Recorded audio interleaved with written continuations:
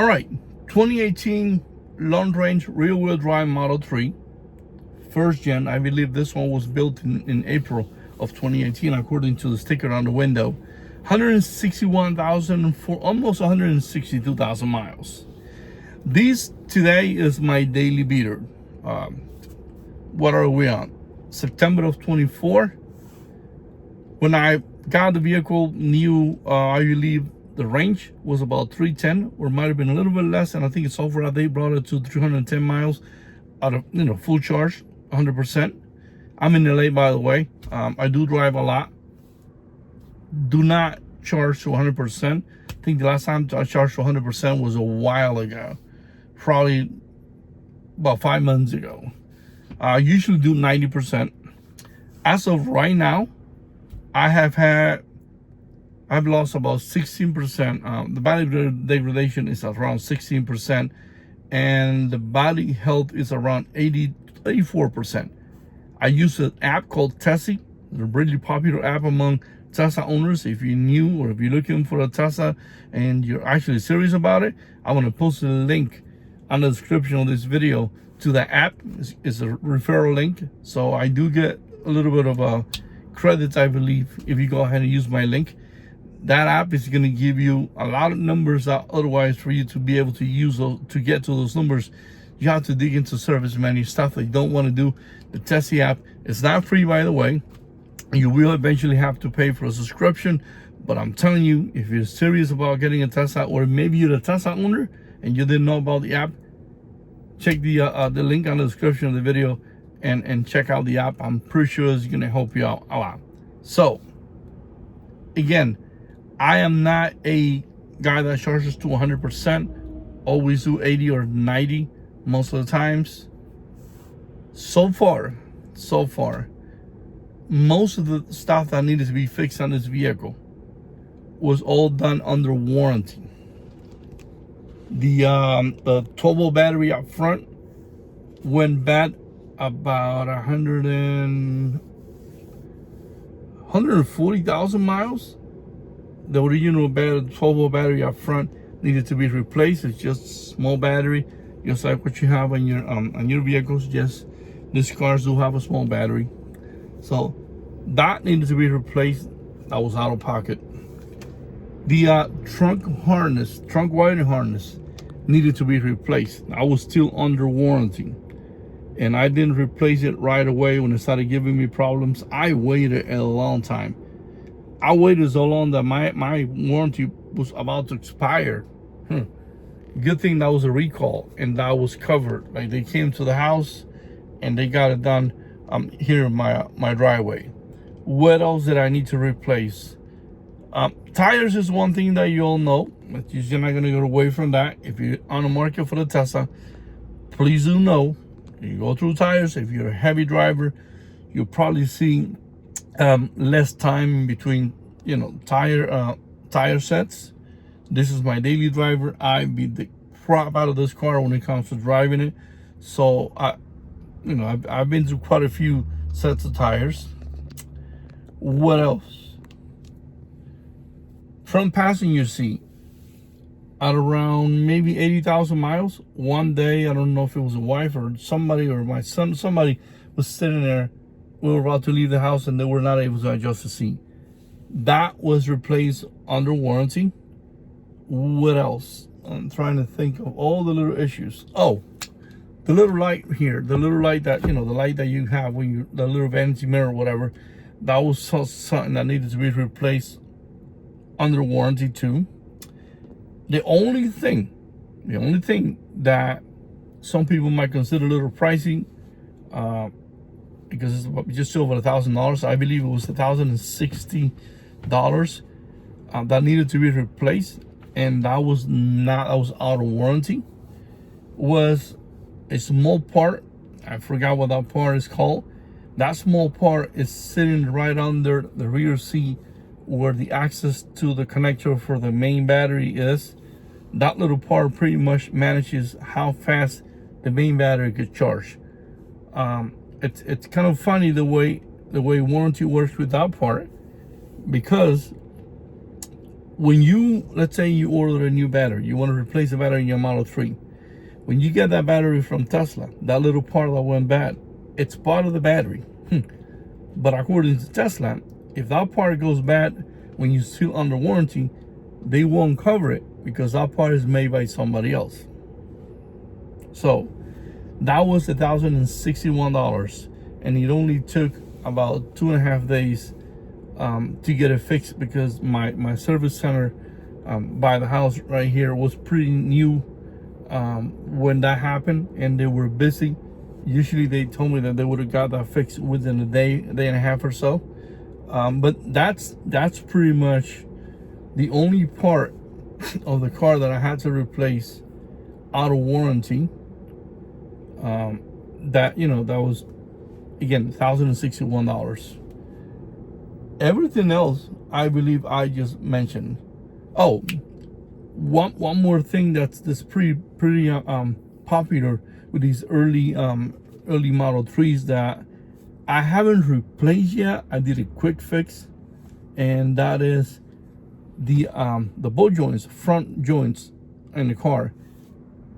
Tesla made these first gen cars with that part not being able to service it. In a lot of cars, you can go ahead, you have grease points on all the control arms, joints up front and rear, and then you can go ahead and put a grease gun to that nipple and and service it. Tesla decided, and I'm going to show you in a little bit, that they wanted you to go ahead, make an appointment, and replace the whole thing. What I did is, I have a video, link it in the bottom. What I did is, if you looked over here, see that boot right there? That boot right there is going to get to a point where it's going to have all the grease in there. It's now going to leak out. All the grease is going to pile out to one side, and every time you go over a bump, you're going to hear a lot of squeaking, thinking the whole control arm, everything is all, a joint, everything, it's gone. It's not gone. It's just that the grease piles up to one side. In other vehicles, you have a nipple up on top where you can go ahead with a grease gun and fill it up again. Tesla didn't do these, at least not with this first generation Model 3s. The solution to these, I'm going to put a link to that video on the description of this one, is you can buy a grease gun with a grease needle. You can poke the rubber one time, okay? Fill it up again, drive a few miles, and the grease will go, will spread out evenly, and you get rid of that problem. A lot of people freak out when they go to Tesla. They're going to charge you to replace the whole thing. I want to leave a link to that little video on the description of this one if you want to go and check it out. So that right there would have been the only other issue that I would have had if I decided to go to Tesla and replace it. I have no idea how much would that cost. I've never replaced that part on the Model 3, but it's not going to be, guarantee you, it's not going to be cheap at all. Now, interior on the Model 3. One thing that I'm going to tell you is that these first gen Model 3s, though, if you keep taking care of them, they're going to last you. Yes, driver's seat, it's going to show some wear and tear, especially if you drive it every day. This little area right here, depending on who owned the vehicle before you did, if you're looking for a used one, you might see some little wear on it. I mean, again, for being a first gen, I believe everything looks decent. The autopilot computer on this guy has not been updated, meaning that if I wanted to have the latest version of autopilot, I believe I have enhanced autopilot on this one, I will have to take it to Tesla, pay $1,000 to get my autopilot computer replaced, so I can have I can have basically the latest version of autopilot.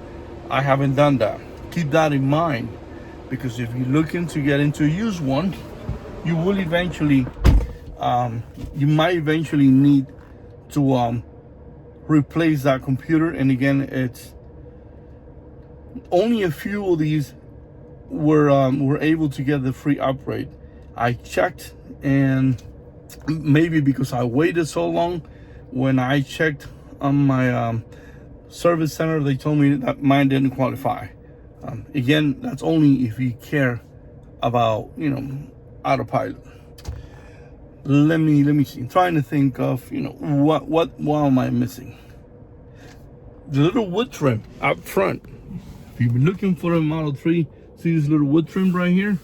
That wood trim, a lot of people like to replace that wood trim with like aftermarket, aftermarket carbon fiber and all that. And by the time you get it, what might happen is you're gonna hear a lot of rattling, because probably before they traded in or before they sold it, they went ahead, took whatever aftermarket stuff, and they went ahead and put the factory one. But even if that wasn't the case, I've heard a little rattling from mine, and it just went away on itself. I didn't have to do anything. At one point, I thought about going to the service center, see if they were going to give me an idea of what was wrong with it. That was not the case. So on the outside, I just remember the door for the charger, for the plug, and the plug itself needed to be replaced at 149,000 miles, not long ago. One day I just showed up at the supercharger, tapped, did whatever, little door wasn't opening, and since I didn't have nothing to do that day, it was early in the morning, I went right to the service center, and they simply told me that not only that the little mechanism went bad, they went ahead and showed me that the entire plug was just not working, and they had to replace the little mechanism for the door to open and close again, and the plug itself. And I know they replaced everything, because I went ahead and took the time to you could just tell the whole connector was brand new. That was, how much was that? Trying to remember, probably like maybe $200 and something to get that fixed, because it was on warranty. And that's pretty much it. I have had, again, nothing major. I never had any issues with, the main battery, still running strong. If you ever wonder, have I had any other Model 3s? This is my only one. Yeah, I've had other Model 3s. We have, I think the latest one that we don't have anymore, it was a 22 Model 3 that we sold not long ago. That 22 Model 3, we sold it with like 80,000 miles on it. Yes, I know it's a lot of miles, but hey, we drive. That one didn't have no issues at all. And again, just kind of throwing that out there in case you wonder if this is my only Model 3. No, we have had a few. This is the only one that's been in the family. My plan is to try to see if I can hit 200,000 miles on it. I had a Model S, 2018 Model S, that I got to 309,000 miles. That was a car that I drove a lot. But I mean, overall, again, I gave you a quick glance at the interior. I'm gonna give you a quick glance at it again. Steering wheel is one thing that, obviously it's gonna be a little greasy or whatever, depends on if you always use a cover. It'll look a lot better. These older steering wheels are not as thick as the new ones. You don't get heated steering wheel with these first gen Model 3s. Again, depends on what is it that you how you take care of it. That's obviously how the car is gonna stay. I am sort of like meticulous for like keeping my seats clean. Any rattles that I've heard on a car, I try to keep it kind of stay on top of it. If you ever find a Model 3, you're in the market for a Model 3, and it's a 2018, 2019 Model 3, don't be surprised if you hear some rattling. These first generation Model 3s are known for that. So again, that's pretty much it. If you have any questions and you made it this far into the video, if you have any questions at all, please feel free to go ahead and post them on the comments. I usually get to reply, and I don't have a big following. I'm usually quick to reply. As soon as I see a warning that somebody posted a comment, I'm quick to reply. Wanted to go over again the fix for the squeaking in the front wheels. There's going to be a link for the video with the solution, temporary solution that could probably last you for years. I'm going to put a link to that video on the description of this one. Again, if you want to try the Tessie app to stay on top of your battery and a few other things in the car that you don't get those numbers from the screen, go ahead, look again on the description of the video. I posted a referral link for the Tessie app. Feel free to try it out, and if you do like it, hey, if you got the time, come let me know if you liked it or not. Thanks a lot for watching, and we'll see you guys on the next video.